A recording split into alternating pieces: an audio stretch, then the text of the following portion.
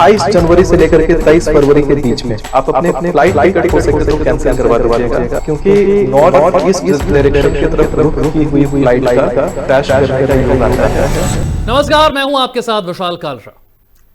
एक plane crash में महाराष्ट्र के उप मुख्यमंत्री रहे अजीत पवार का निधन हो जाता है। इस खबर को आप जानते हैं, लगातार इस पर कवरेज देख रहे हैं, तस्वीरें देख रहे हैं, दिल दहला देने वाली तस्वीरें और बेहद दुखद यह खबर। लेकिन कैसा हो अगर मैं आपसे कहूं कि इस प्लेन क्रैश की भविष्यवाणी एक ज्योतिषाचार्य ने पहले ही कर दी थी। 1-2 दिन पहले नहीं, बल्कि कई महीनों पहले। वही ज्योतिषाचार्य आज हमारे साथ लाइव जुड़ रहे हैं। बहुत बहुत स्वागत है सुमिताचार्य महाराज, आपका बहुत स्वागत है। आपका पटल पर मुझे आमंत्रित करने के लिए। सुमिताचार्य जी, आप कल से वायरल हो रहे हैं, आपके वीडियोस वायरल हैं, हर तरफ सोशल मीडिया पर आपकी चर्चा है और लोग सवाल पूछ रहे हैं कि क्या वाकई ऐसा हो सकता है कि एक प्लेन क्रैश को लेकर इतनी सटीक भविष्यवाणी, वो भी तारीख के साथ, वो भी किस देश में घटित होगा इसके साथ, कोई बता सकता है? आपके मैंने कई वीडियोस देखे हैं जिसमें आप कई महीनों पहले एक स्पेसिफिक तारीख आप बताते हैं, एक नियत तारीख आप बताते हैं कि इस तारीख से इस तारीख के बीच इस दिशा में जाता हुआ प्लेन और भारत में यह घटना हो सकती है। पहले तो मैं चाहूंगा, क्योंकि बहुत सारे अलग अलग सोर्स से वो वीडियो हमारे सामने आ रहा है, हो सकता है कुछ सही हो कुछ गलत हो, मैं आपसे जानना चाहता हूं वो सटीक भविष्यवाणी जो आपने की थी वो थी क्या? देखिए, ये बात है 10 जुलाई 2025 की, जब मैंने गणना करा था कि आगामी वर्ष का किस प्रकार से भविष्यफल होने वाला है, तो मैंने ये देखा था कि 2026 जो है ये कन्या लग्न को लेकर के शुरू हुआ है और विस्फोटक योग को लेकर के शुरू हुआ है। उस पर मेरी कुछ भविष्यवाणियां ये थी कि सर्वप्रथम तो विस्फोटक योग होने के कारण जो अमेरिका ने वेनेजुएला के ऊपर हमला किया वो 28 जनवरी से पहले घटित होना था, वो हुआ था 3 जनवरी लगते ही। 9 तारीख को जो ईरान की करेंसी कोलैप्स थी वो भी प्रिडिक्टेड था। इसके साथ ही ये जो यूजीसी वाला मामला आया वो भी प्रिडिक्टेड था। और ये डेट के साथ 28 जनवरी से 23 फरवरी मैंने सबको मना किया था कि फ्लाइट्स मत लो। उत्तर का और पूरब का जो डायरेक्शनल जो योग है वो इम्बैलेंस्ड है। तो आप ये समझिए कि पूरब की तरफ यात्रा कर रहे थे ये, और फ्लाइट उत्तर की तरफ हल्का सा अलाइंड होती है और फ्लाइट गिर जाती है, क्योंकि वो उत्तर और पूरब वाला जो समीकरण है वो वहां पे मैच कर जाता है। ये जो दिशा होता है अपना, जो पूरब है और जो उत्तर का दिशा है, वो बिल्कुल विरोधाभास पैदा करता है शनि की अभी की गति से। शनि जो है वो अभी मीन राशि में उपस्थित है और ये जो सभी समीकरण बन रहे हैं ये सभी के सभी वायव्य कोण को डैमेज करते हैं, ईशान को डैमेज करते हैं। तो इसलिए ये चीजें हैं कि डेट के साथ हम इन चीजों को प्रिडिक्ट कर सकते हैं, ये कैलकुलेशन है। और साथ में ये भी है कि यहाँ पर भगवान शंकर का एक स्थान है, ये है पड़ता है बिहार औरंगाबाद में, मदनपुर नाम का क्षेत्र है, वहीं पर ये महादेव जी का मंदिर है मेरे सुमिताचार्य गुरुकुल के पास में। तो उस मंदिर में ऐसी शक्ति है कि हमारे पूर्वजों ने उनको भविष्यफल देखने के लिए ही स्थापित किया था, शंकर जी को। तो वहां की शक्ति मानिए कि ये सारी चीजें बहुत सटीकता से हो आती हैं। काफी लोग आते हैं यहाँ पर अपने। एक बार फिर से मैं चाहूंगा कि आप उस तारीख को बताएं जिस तारीख पर आपने ये प्रेडिक्शन किया था कि कौन सी तारीख से किस तारीख के बीच में आप प्लेन में सफर ना करें। मैंने आपकी वीडियोस देखे, आपने कहा कि अपने घर परिवार में इसे शेयर करें कि इस तारीख से इस तारीख, वो कौन सी तारीख थी, वो कौन सा एग्जैक्ट तारीख क्या थी? वो 28 जनवरी से लेकर के 23 फरवरी के बीच में मैंने कहा कि सभी फ्लाइट टिकट्स को आपको कैंसिल कर देना है, उस बीच में हवाई यात्रा नहीं करनी है। और अभी भी लोगों के लिए ये मौका है, अभी तो ये पहला घटना इसको समझिए, लेकिन पूरा जो हवाई यात्रा का एलिमेंट है वो बिल्कुल डिस्टर्ब्ड है। आप हवाई यात्रा करते हैं तो सतर्क होकर के रहें, क्योंकि इस अवधि में हवाई यात्रा करना वर्जित मानिए। कोई भी आपके फैमिली में या जो भी दर्शक देख रहे हैं, अगर हवाई यात्रा करने का इस समय सोच रहे हैं तो उसे रोक दें। मैं ये नहीं कहता कि सभी विमानों के साथ ऐसा होगा, लेकिन मैं ये जरूर कहता हूं कि ऐसा होने का अगर योग है तो क्यों ही हवाई यात्रा पे जाना है, इससे बढ़िया अभी 1 महीने तक ट्रेन का आनंद लीजिए। आप कह रहे हैं कि 28 जनवरी से आपने इस प्रेडिक्शन की शुरुआत की थी कि 28 जनवरी से 23 फरवरी, और यहाँ तो पहले ही दिन हादसा हो गया। ये पहले ही दिन हादसा हुआ और आज भी देखिए उधर आपका प्लेन क्रैश हुआ है कोलंबिया में। तो हवाई एलिमेंट पूरा डैमेज्ड है, इसलिए ये शुभ नहीं है कि आप हवाई यात्रा करके इस ड्यूरेशन में आप ट्रेवल करेंगे। ठीक है, अब मैं थोड़ा सा और आगे बढ़ना चाहता हूं। मैं आपके कुछ और वीडियोस भी देख रहा था जिसमें आप 2026 को वर्ल्ड वॉर वाला साल बताते हैं। आप कहते हैं कि इसे अब टालना नामुमकिन है। क्यों आपको जी ऐसा लग रहा है? ऐसी क्या स्थिति बन रही है कि वर्ल्ड वॉर की तरफ आपको यह विश्व आगे बढ़ता हुआ नजर आता है? देखिए, वॉर ट्रिगर होने के पीछे का सबसे बड़ा जो कारण यह है कि इस वर्ष में एक साथ दो ग्रहण लग रहे हैं। चंद्र ग्रहण और सूर्य ग्रहण दोनों परस्पर एक साथ लग रहे हैं और 15 दिन से कम अंतराल में लग रहे हैं। ऐसा ठीक महाभारत के काल में हुआ था और उसी समय वेद व्यास मुनि ने ये स्टेटमेंट दिया था। उन्होंने कहा था कि जब इस प्रकार से ग्रहण परस्पर लगते हैं, बहुत ही कम अवधि में लगते हैं, 15 दिन यानी चंद्रमा का जो एक याम है उससे कम की अवधि में लगते हैं, एक कलाक से कम की अवधि में लगते हैं, तो बहुत ही विध्वंसकारी युद्ध होता है और बहुत ही विध्वंसक वो वर्ष रहता है। तो ये जो 2026 का समीकरण है उसको आप ये मानिए कि विक्रम संवत 2083 की मैं बात कर रहा हूं, जो कि अप्रैल 2027 तक जाता है होकर के।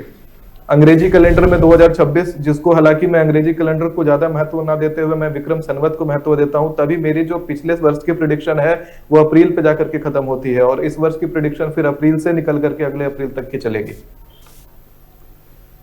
क्या 2026 के कुछ ऐसे महीने आपको नजर आते हैं जहां से इस वर्ल्ड वॉर की शुरुआत होती हुई नजर आती है? और दूसरी बड़ी चीज, भारत पर इसका क्या असर पड़ता है? क्या भारत सीधे तौर पर इस पे शामिल होगा या भारत अलग रहेगा, न्यूट्रल रहेगा, भारत पर कोई प्रभाव नहीं होगा? नहीं, बिल्कुल। देखिए, अगर इस तरह की स्थितियां आती हैं तो भारत पर भी प्रभाव होगा। मैंने तो एक बात और कही है अपने ज्योतिषीय गणना के अनुसार कि मार्च और अप्रैल के महीने में हो सके तो बैंकों में अपने पैसे ना रखें, क्योंकि इस तरह की बैंकों में कुछ इम्बैलेंस होता हुआ दिखाई पड़ता है। और अगर आपके पैसे बैंकों में पड़े हुए हैं तो हो सकता है किसी तरीके से वो फ्रीज पड़ जाएं या फिर किसी वॉर जैसी एक्टिविटीज में वो पैसों को फंड करने के लिए सरकारें यूज करें। तो बेटर होगा कि उन पैसों से गोल्ड या सिल्वर आदि खरीद करके अपने पास अपने पैसे आप रख लें। करेंसी इम्बैलेंस होता हुआ मुझे दिखाई पड़ता है। आपने गोल्ड सिल्वर की बात की तो मुझे लगता है बहुत सारे लोग इसमें सवाल पूछना चाहेंगे, क्योंकि देखते ही देखते चांदी जो है वो करीब 4 लाख पर पहुंच गई है, सोना 1.25 लाख के करीब पहुंच गया है। और जिस तेजी से ये दौड़ रहे हैं, लोगों को समझ में नहीं आ रहा है कि इसमें इन्वेस्ट करें, रुक जाएं, कहीं कोई बबल बन रहा है, ये तेजी ऐसे ही जारी रहेगी। इसे लेकर क्या कहते हैं आपकी भविष्यवाणी? देखिए, मैंने 2026 की शुरुआत से पहले ही कहा था ये बात कि जो सिल्वर का प्राइस है वो 2026 शुरू होते ही 3 लाख को टच कर जाएगा। और आपने देखा जनवरी भी खत्म नहीं हुआ, 3 लाख का आंकड़ा क्रॉस हो गया। मेरे पॉडकास्ट में ये सारी बातें पड़ी हुई है। अभी आप देखेंगे कि ये जो बबल ये जो बनता हुआ दिखाई पड़ता है, ये कोई मिथिकल बबल नहीं है। ये प्रॉपरली आप समझिए कि एक स्पीड अप है इकोनॉमी में, और ये जो चीज है बहुत तेजी से भी बढ़ती जाएगी, घटने का कोई इसमें आसार दिखाई नहीं पड़ता है। तो जितना हो सके, ये गॉड्स करेंसी इसको कहते हैं, भगवान का दिया हुआ करेंसी है ये। इसमें जितना हो सके इन्वेस्ट करके अपने पास अपना धन रखिए। सरकारों के ऊपर ज्यादा डिपेंडेंट रहने की जरूरत नहीं है। आज की सरकारें, हमें नहीं लग रहा कि हमारे लिए ज्यादा सुन रही हैं। क्या आप स्टॉक मार्केट को लेकर भी ऐसा ही कोई भविष्यवाणी कर सकते हैं? क्योंकि अगर वर्ल्ड वॉर की स्थिति बनती है तो जाहिर सी बात है कि फिर कंपनियों में निवेश घटेगा और जो इंडस्ट्रियल प्रोडक्शन है उस पर बहुत बुरा असर पड़ेगा, रोजगार पर बुरा असर पड़ेगा। क्या रहेगी स्टॉक मार्केट की स्थिति? अभी तो जनवरी चल रहा है। स्टॉक मार्केट बिल्कुल क्रैश होता हुआ दिखता है, बहुत जबरदस्त क्रैश आने वाला है। और वो भी आपका ये अप्रैल और मई का महीना में, ये जो 2 महीने हैं वो बहुत बड़ा क्रैश दिखेगा स्टॉक मार्केट। तो बेटर है कि उसमें इन्वेस्टमेंट ना किया जाए। बहुत ही इम्बैलेंस है उस फील्ड में, करेंसी के हिसाब से बहुत इम्बैलेंस दिखाई पड़ता है। मैंने बोला बैंकों में जब पैसे नहीं रखने हैं तो सिमिलरली स्टॉक मार्केट आदि में भी आपको निवेश नहीं करना है अधिक। भारत की जो सरकार है, क्या उस पर आपको कोई प्रभाव दिखता है? क्योंकि पिछले 11 वर्षों से नरेंद्र मोदी सत्ता में हैं और उनके काम की तारीफ दुनिया भर में होती है। क्या आपको भारत सरकार में नेताओं को के लिए, खास तौर से मंत्रियों के लिए, मुख्यमंत्रियों के लिए आने वाला समय जो है वो कैसा नजर आता है? किसी खास नेता की तरफ आप संकेत करना चाहें? देखिए, बहुत ही पॉलिटिकली इम्बैलेंस ये वर्ष रहने वाला है। अभी तो ये एक शुरुआत है कि जनवरी में ये सारी घटना, यूजीसी वाली घटना घट गई, लेकिन एक और बात मुझे दिखाई पड़ता है कि भारत में दूसरा कश्मीर बनता हुआ दिखाई पड़ रहा है मुझे। और वो भी दिखाई पड़ता है 2 मार्च से लेकर के 28 अप्रैल के बीच में। बहुत भारी मात्रा में लोग एक जगह से दूसरी जगह फोर्सफुली पलायन करते हुए दिखाई पड़ते हैं। और वो पलायन बहुत ही भारी है, उसमें हिंसा है, उसमें घर छोड़ते हुए लोग मुझे दिखाई पड़ रहे हैं। क्या इसमें कोई दिशा भी नजर आती है आपको भारत की? कौन सी दिशा की तरफ ये नया कश्मीर जिसे आप कह रहे हैं? अधिकाधिक भारत के पूर्वी भाग में ही इसका होने का संभावना है। भारत का पूरब का जो एलिमेंट है इस बार ज्यादा इम्बैलेंस हुआ है। पश्चिम में तो शनि ने इम्बैलेंस क्रिएट किया है जो कि भारत के बाहर चला जा रहा है, लेकिन भारत की परिधि में पूरब इम्बैलेंस ज्यादा हो रहा है। क्या आप नॉर्थ ईस्ट की तरफ या पश्चिम बंगाल की तरफ आप इशारा कर रहे हैं?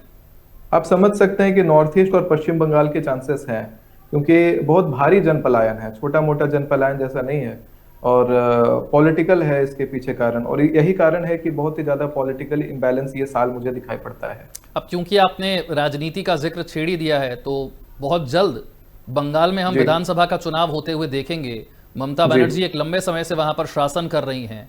क्या जी। आपको नजर आता है विधानसभा चुनाव की स्थिति को लेकर, क्या ममता बनर्जी एक बार फिर विजयी होकर आएंगी, या फिर आपको लगता है कि इस बार सत्ता में परिवर्तन होगा? सत्ता में, बंगाल की सत्ता में अभी परिवर्तन नहीं होगा। 2 सत्र और अभी ममता बनर्जी वहां पर जीतेंगी, तीसरे सत्र में बीजेपी आएगा। तो अभी लगातार 2 सत्र ममता बनर्जी वहां की मुख्यमंत्री के रूप में दिखाई पड़ती हैं।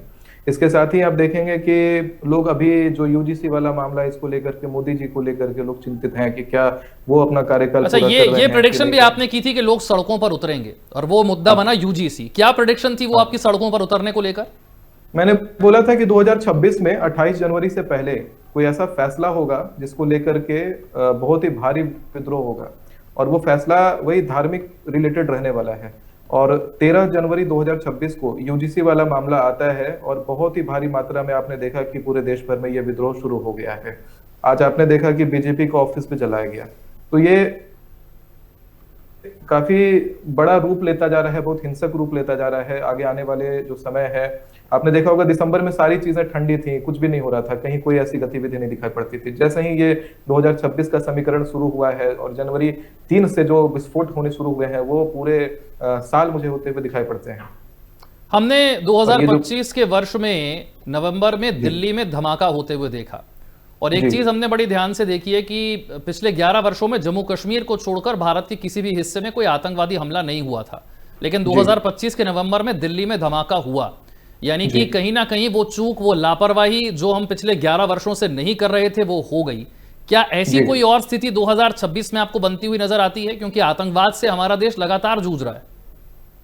2026 में ऐसी कई स्थितियां दिखाई पड़ती हैं, एक दो स्थिति नहीं। कारण यह है कि ये वर्ष ही विस्फोटक है, और पिछले वर्ष मैंने जनवरी 2025 में 6 जनवरी को एक मैंने प्रेडिक्शन किया था नोएडा में ही पॉडकास्ट के माध्यम से, कि उस वर्ष 900 लोगों का अग्नि में झुलस करके देहात्याग का योग था। 900 लोग, तब बड़ा लोग शॉक हो रहे थे कि 900 तो बहुत बड़ा आंकड़ा होता है, और उस वर्ष ये घटना घटी, अग्नि से ही 900 से ज्यादा लोगों का देहात्याग हो गया।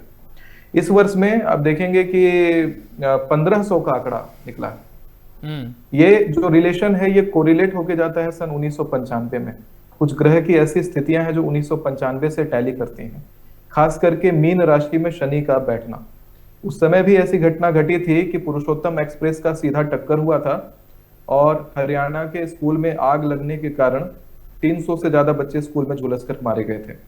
तो उस समय का जो समीकरण था वो 600 लोगों का था, 2025 का 900 लोगों का था, और 2026 का 1500 लोगों का था।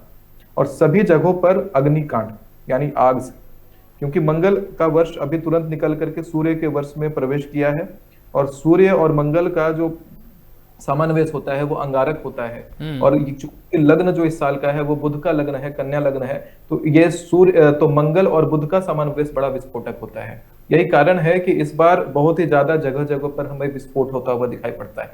खास तौर पर पश्चिम का एलिमेंट शुरुआत में जो साल का पहला प्रार्ध है, यानी कि साल का जो शुरुआती 5 महीना है, पश्चिम में बार बार विस्फोट होगा, बार बार आग लगेगा, बार बार अग्निकांड होगा। और उसके बाद जो पॉलिटिकल इनस्टेबिलिटी है वो हमें साल के दूसरे प्रार्ध से दिखाई देनी पड़ जाएगी, शुरू हो जाएगी। यानी अप्रैल के महीने के बाद ईस्टर्न जो साइड है वो भारत का बहुत इम्बैलेंस होगा, वहां पॉलिटिकल इम्बैलेंसमेंट दिखने लगेगा, लोगों का जन पलायन दिखने लगेगा। ये सारी घटनाएं जो मैंने भी कही है वो डेट वाइज ही उसी तरीके से होती हुई दिखाई पड़ती है। अच्छा, क्योंकि हमने बहुत सारे वीडियोस देखे, और ज्यादातर वीडियोस में, अब इससे सौभाग्य कहें दुर्भाग्य कहें, जो कुछ भी हमने सुना सब कुछ नेगेटिव ही आया है 2026 के वर्ष में। क्या कुछ पॉजिटिव होता हुआ भी नजर आता है 2026 में भारत के लिए? देखिए, 2026 में भारत के लिए पॉजिटिव तो है, क्योंकि भारत एक प्रकार से लीडर के रूप में उभरता हुआ दिखाई पड़ता है। लेकिन सबसे बड़ी बात यह है कि पॉजिटिव बातें मेरे फीड्स पर आती हैं, लेकिन लोग नेगेटिव की तरफ ज्यादा दौड़ते हैं, इसलिए नेगेटिव हाईलाइटेड ज्यादा रहता है लोगों की नजर में। लेकिन मेरे वीडियोस में आप देखेंगे तो अक्सर ये बताया जाता है कि इस प्रकार से भगवान की आराधना करिए, इस प्रकार से पूजा करिए, ऐसे आपका जीवन अच्छा होगा। जैसे मैंने एक बात बहुत अच्छी बताई थी अभी लोगों को कि चूंकि पूरे दुनिया में हर जगह जेनोसाइड हो रहा है, रक्त बहाव हो रहा है, जिसके कारण पूरी पृथ्वी कांपती है और उसका कंपन आपके पर्सनल लाइफ में इंपैक्ट ना करे, तो मैंने कहा था कि सुबह जमीन पर पहले पैर नहीं रखना है, अपने हाथ को जमीन पर रख करके बोलना होता है, समुद्र वसने देवी पर्वत स्तन मंडले विष्णु पत्नी नमस्तुभ्यं पादस्पर्शम क्षमस्व में बोल करके पूरे चेहरे पर उस धूल को लगाइए। चाहे आप गंदी जगह पे भी हो तो भी उस धूल को पूरे चेहरे पर लगाइए, ताकि जो जो इम्बैलेंसमेंट हो रहा है एनर्जी का पृथ्वी पर, वो इम्बैलेंसमेंट आपके जीवन पर ना पड़ने लग जाए। तो ऐसी चीजें भी बताई गई हैं, लेकिन लोग नेगेटिव ज्यादा जानना चाहते हैं। लोग नहीं जानना चाहते कि मैं ऑफिस आज भी सेफ पहुंचूंगा, कल भी सेफ पहुंचूंगा। लोग ये जानना चाहते हैं कि आज निकला और कार से टक्कर हो जाए। लेकिन भारत के लिए और क्या पॉजिटिव आपको नजर आता है? आपने स्टॉक मार्केट क्रैश की बात कर दी, आपने युद्ध की बात कर दी, आपने पॉलिटिकल इंस्टेबिलिटी की बात कर दी, प्लेन क्रैश में हमने कितने बड़े नेता को खो दिया। ये सारी चीजें अभी तक हमें नेगेटिव नजर आई है। कुछ ऐसा पॉजिटिव जिससे भारत वाकई अपनी स्थिति में सुधार ला सके? मैंने अपनी 48 भविष्यवाणियों का एक न्यूज़पेपर प्रिंट करवाया था, उसमें डेट वाइज भविष्यवाणियां हैं। उसमें एक बात और मैंने मेंशन करी थी कि पूरब के साथ भारत के संबंध अच्छे होंगे 2026 में। मतलब शनि का मीन राशि में जब प्रवेश हुआ था तो यूएस के साथ उस समय संबंध भारत के बड़े स्ट्रॉन्ग चल रहे थे मीन राशि में प्रवेश के समय। 29 मार्च 2025 को प्रवेश होता है और उसके साथ ही चूंकि शनि की दिशा पश्चिम है तो यूएस के साथ संबंध पहले भारत के खराब हो गए और पश्चिम के साथ संबंध और खराब होते जाएंगे, लेकिन पूरब के साथ संबंध प्रगाढ़ होते जाएंगे। और इसका एक बहुत बड़ा उदाहरण है कि अभी ब्रिक्स करेंसी जो लॉन्च की गई है वो एक इसका बहुत बड़ा उदाहरण है। तो पूरब के साथ में, साउथ ईस्ट एशिया के साथ में और इनफैक्ट कि बांग्लादेश के साथ में भी भारत के संबंध आने वाले समय में इसी वर्ष बड़े अच्छे होते हुए दिखाई पड़ते हैं। चलिए आखिरी, हाँ एक आखिरी सवाल मैं पूछना चाहूंगा। सोना चांदी भी हो गया, प्लेन क्रैश भी हो गया, पॉलिटिकल इंस्टेबिलिटी, युद्ध, सारी चर्चाएं हो गई, बड़े भारी मुद्दे हैं ये। थोड़े से ऐसे एंटरटेनिंग मुद्दे पर आते हैं जो देश का दिल बहुत जीतता है और वो खेल है, वो क्रिकेट है। फरवरी 2026 में T20 वर्ल्ड कप का आयोजन भारत में ही हो रहा है। क्या नजर आता है? भारत एक बार फिर ट्रॉफी उठाता हुआ नजर आता है आपको T20 वर्ल्ड कप में?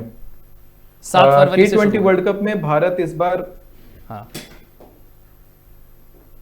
जी, मैं इसके ऊपर प्रेडिक्शन आराम से दूंगा, तो बाद में मैं आपको प्रेडिक्शन किसी और माध्यम से इसका देना चाहूंगा, क्योंकि मैंने इसकी गणना नहीं कर रखी अभी। क्योंकि कोई देववाणी का ना प्रयोग करते हुए मैं थोड़ा सा ये मानता हूं कि गणना के साथ भी चलना चाहिए। ठीक ठीक, बहुत बहुत शुक्रिया, बहुत बहुत शुक्रिया सुमित आचार्य जी, आपने हमारे लिए वक्त। जी जी, अपनी बात पूरी कर लीजिए प्लीज प्लीज प्लीज। जी आप कुछ, आप अपनी बात पूरी कर लीजिए, आप कुछ कह रहे थे शायद। जी हाँ, जी हाँ। ये अभी क्या लाइव है ये? जी जी, लाइव हैं आप इस समय। ओके ओके, ये लाइव प्रेडिक्शन है। तो मैंने इसका प्रेडिक्शन ऑलरेडी अपने चैनल पर कर रखा है कि T20 वर्ल्ड कप का क्या होगा और इनफैक्ट जो आने वाला जो वर्ल्ड कप है उसमें क्या होगा, कौन कौन से प्लेयर खेल रहे हैं, कौन से प्लेयर नहीं खेल रहे हैं, विराट कोहली का आगे का भविष्य क्या होगा, सारी क्रिकेट की भविष्यवाणियां मैंने पहले कर रखी हैं। लेकिन चूंकि मैं क्रिकेट नहीं देखता और मैंने भविष्यवाणियां शब्दक्त ब्रह्म और शगुन शास्त्र के अनुसार करा है, तो इसलिए मेरे स्मरण में भी वो भविष्यवाणियां नहीं है और मैं नहीं चाहता कि कोई मैं ऐसी बात कह जाऊं जो मिथ्या हो जाए। क्योंकि कहते हैं कि बात कही जाए तो ब्रह्मा जी को भी उस बात को आके सत्य करना पड़े, तो बात में उतना कॉन्क्रीट दम होना चाहिए। IIT पापा जैसा नहीं बनना। जी जी जी जी जी, बिल्कुल, इस बात की हम बिल्कुल सम्मान करते हैं और बहुत शुक्रिया आपका, आपने हमारे लिए वक्त निकाला। बहुत शुक्रिया सुमित आचार्य जी। छोटा सा ब्रेक।